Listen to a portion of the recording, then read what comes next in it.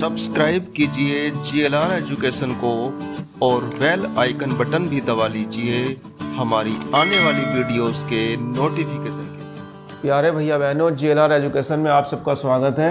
और आज हम पढ़ेंगे भौतिक विज्ञान में। हमारा टॉपिक है बिंदु आवेश के कारण वैद्युत क्षेत्र की तीव्रता। तो बिंदु आवेश कैसा होता है, जैसे हम मान लेंगे इसमें कि एक मूल बिंदु है 0 अर्थात O बिंदु पर एक प्लस Q आवेश रखा है और प्लस Q आवेश जैसे बिंदु O है, इस पर कोई प्लस Q आवेश रखा है तो प्लस Q आवेश रखने से इसके चारों तरफ एक क्षेत्र बन जाता है जिसे कहते हैं वैद्युत क्षेत्र। अर्थात अगर बिंदु O पर प्लस Q आवेश रखा है तो उससे 8 दूरी पर हम एक बिंदु P लेते हैं और बिंदु P पर हमें वैद्युत क्षेत्र की तीव्रता ज्ञात करनी है। तो इसके लिए हम क्या करेंगे, सबसे पहले हम एक बिंदु O पर प्लस Q आवेश लेंगे और उससे हम 8 दूरी पर एक बिंदु P मान लेंगे। इस प्रकार 8 दूरी पर एक बिंदु P मान लेंगे और बिंदु P पर हमें वैद्युत क्षेत्र निकालना है। तो वैद्युत क्षेत्र निकालने के लिए सबसे पहले हमें वैद्युत बल की आवश्यकता पड़ती है कूलाम के नियम से। तो हम मान लेते हैं कि बिंदु P पर एक टेस्टिंग चार्ज Q0 रखा है। तो देखो एक आवेश तो हो गया प्लस Q और एक हो गया Q0, तो ये 2 बिंदु आवेश हो गए। तो 2 बिंदु आवेश के बीच में जो है कूलाम के नियम से वैद्युत बल हम निकाल सकते हैं। तो सबसे पहले हम क्या लिखेंगे, जब इसमें वैद्युत बल निकालेंगे तो ये प्लस Q है, ये भी प्लस Q है, तो प्रतिकर्षण होगा और वैद्युत बल की जो दिशा होगी वो बाहर की ओर होगी F।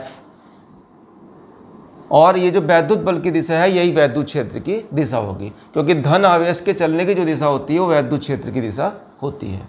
तो कैसे लिखेंगे कि माना एक बिंदु आवेश प्लस Q O बिंदु पर रखा है। देखो O बिंदु पर रखा है, जो भी तुम चित्र बनाओगे उसके अनुसार ही तुम्हें भाषा लिख देनी है।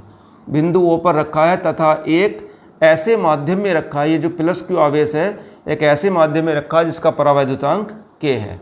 तब प्लस Q आवेश के कारण, इस प्लस Q आवेश के कारण बिंदु P पर हमें वैद्युत क्षेत्र की तीव्रता ज्ञात करनी है।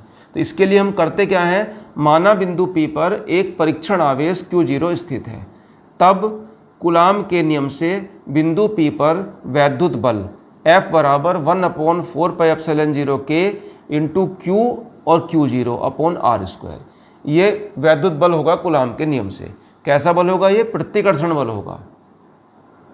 वैद्युत क्षेत्र की तीव्रता का व्यंजक होता है, फॉर्मूला हमने पहले पढ़ा है, E बराबर होता है F/Q0। हो सकता है बहुत से लोगों की ये फॉर्मूला याद ना रहे, लेकिन यो सबकी याद होगा F बराबर QE। तो यहाँ से ही हम Q को Q0 मान लेते हैं और E का मान क्या निकलेगा यहाँ से F/Q0।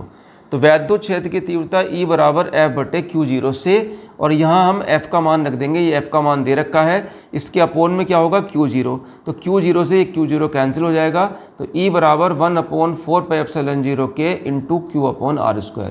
इसका मात्रक होता है न्यूटन प्रति कूलाम। अगर हमें मात्रक याद नहीं भी होगा तब भी हम मात्रक यहाँ से निकाल सकते हैं, F4 न्यूटन और C कूलाम, Q0 का हो जाएगा कूलाम C, न्यूटन प्रति कूलाम।